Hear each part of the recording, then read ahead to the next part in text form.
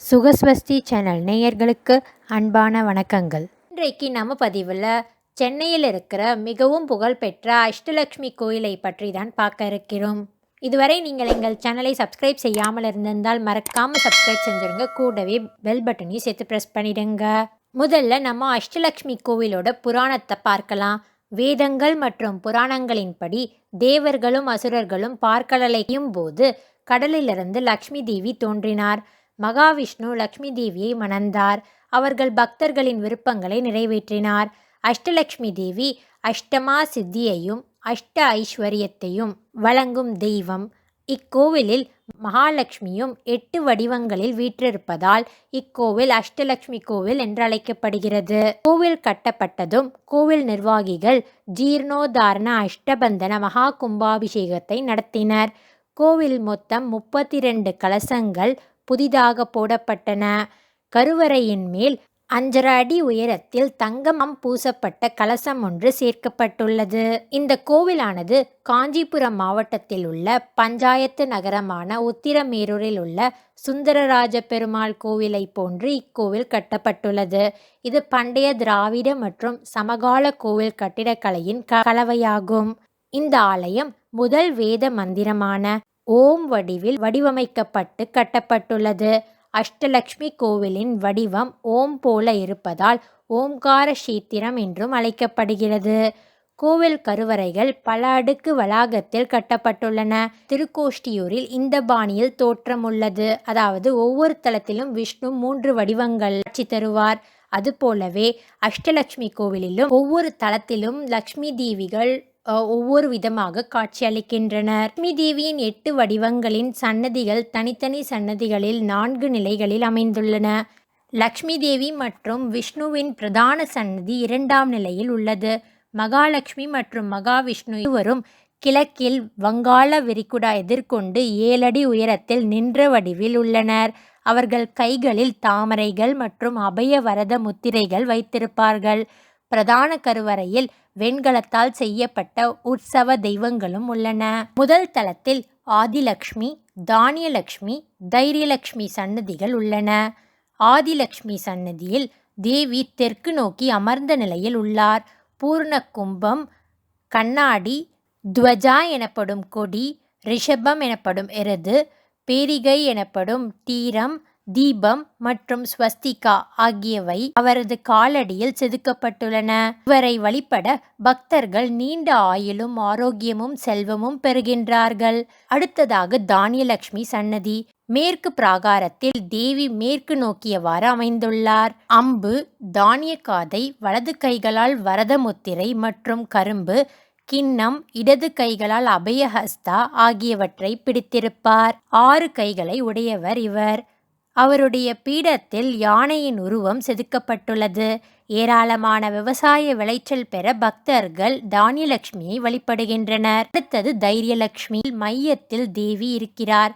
அவர் வடக்கு நோக்கி நின்றிருக்கிறார். தேவி தனது வலது கரங்களில் அபயமுத்திரை, சூலம், அம்பு மற்றும் சக்கரம் ஆகியவற்றுடன் 8 கைகளை கொண்டவராக இருக்கிறார். அவரது இடது கைகளில் சங்கு மற்றும் வரதஹஸ்தாவை வைத்திருக்கிறார். பக்தர்கள் இவரை வழிபட்டு வாழ்வில் வரும் கஷ்டங்களை சமாளிக்கும் தைரியத்தையும் தன்னம்பிக்கையும் பெறுகின்றார்கள். பிறகு 3வது மாடியில் சந்தானலக்ஷ்மி, விஜயலக்ஷ்மி, வித்யாலக்ஷ்மி மற்றும் கஜலக்ஷ்மி சன்னதிகள் உள்ளன. அவர்களது சன்னதிக்கு செல்ல படிக்கட்டுகளும் அமைக்கப்பட்டுள்ளது. கஜலக்ஷ்மி சன்னதி 3வது தளத்தில் மையத்தில் அமைந்துள்ளது. தேவி கிழக்கு நோக்கி உள்ளார். அவருக்கு 4 கைகள், 2 கைகளில் தாமரையும் வரதமுத்திரையும் உள்ளது. தேவியின் இருபுறமும் 2 யானை சிலைகள் சாமரம் வீசும் வண்ணம் உள்ளன. ஒரே கல்லில் சிலை செய்யப்பட்டுள்ளது. அடுத்ததாக வித்யாலக்ஷ்மி. கோவிலின் 3வது தளத்தில் வடக்கு பிராகாரத்தில் அமைந்திருக்கும் வித்யாலக்ஷ்மி தேவி வடக்கு நோக்கியவாறு இருக்கிறார். தன்னை வழிபடும் பக்தர்களுக்கு அறிவையும் ஞானத்தையும் அருள்கிறார். அடுத்தது விஜயலக்ஷ்மி. 3வது தளத்தில் மேற்கு பகுதியில் அமைந்துள்ளார். மேற்கு நோக்கியவாறே காட்சியும் அளிக்கிறார். வெள்ளை அன்னத்தின் மீது வீற்றிருக்கிறார். 8 கரங்களுடன் ஆயுதம் ஏந்தியவளாக இருக்கிறார். இவரை வழிபடுவதால் பக்தர்கள் பயம் நீங்கி வெற்றி பெறலாம் என்று நம்புகின்றனர். அடுத்ததாக சந்தானலக்ஷ்மி. கோவிலின் தெற்கு பிராகாரத்தில் தெற்கு நோக்கிய அமர்ந்த கோலத்தில் காட்சியளிக்கிறார். அவர் கவசம், வாள், வரத முத்திரை மற்றும் அபயஹஸ்த முத்திரை ஆகியவற்றை வைத்திருக்கிறார். திருமண வயதுடையவர்களும் குழந்தை பாக்கியம் வேண்டுபவர்களும் இவரை வழிபட்டு தங்களது வேண்டுதல்களை நிறைவேற்றிக் கொள்கின்றனர். மேலும் படிகள் ஏறி சென்றால் 4வது மாடியில் உள்ளே ஒரே சன்னதியான தனலட்சுமி தேவியின் சன்னதி இருக்கிறது. இந்த தேவியானவர் 8 கரங்களுடன் அமர்ந்த கோலத்தில் இருக்கிறார். தேவி சங்கு, சக்கரம், வில், அம்பு, பூர்ண கும்பம், வெற்றிலை, தாமரை, வரதஹஸ்தம் ஆகியவற்றை கொண்டவராக இருக்கிறார். அவர்களுக்கு சங்கநிதி மற்றும் பதுமநிதி வாயில் காவலராக இருக்கின்றனர். இவர் தன் பக்தர்களுக்கு செல்வத்தையும் செழிப்பையும் பொழிகிறார். கோவிலின் தென்கிழக்கு மூலையில் விஷ்ணுவின் தசாவதாரமும் உள்ளன. குருவாயூரப்பன் கிழக்கு நோக்கி உள்ளார். கோவிலின் தென்மேற்கு திசையில் கமலா விநாயகர் சன்னதி உள்ளது. அவர் தாமரை மீது அமர்ந்து கிழக்கு நோக்கி காட்சியளிக்கிறார். அவரது தும்பிக்கை வலப்புறமாக உள்ளது. மேலும் அவர் வலம்புரி விநாயகர் என்றும் அழைக்கப்படுகிறார். கோவிலின் மேற்கு பகுதியில் சக்கரத்தாழ்வார் மற்றும் யோக நரசிம்மர் சன்னதியும் உள்ளன. கோவிலின் வடமேற்கு திசையில் ஆஞ்சநேயர் சன்னதியும் உள்ளன. அபய ஆஞ்சநேயர் என்றும் அழைக்கப்படுகிறார். கோவிலின் வடமேற்கு மூலையில் தன்வந்திரி சன்னதியும் அமைந்துள்ளது. கருடார்வாள் சன்னதியும் இந்த கோவிலில் அமைந்துள்ளது. இக்கோவிலின் ஸ்தல விருஷம் வில்வ மரம்.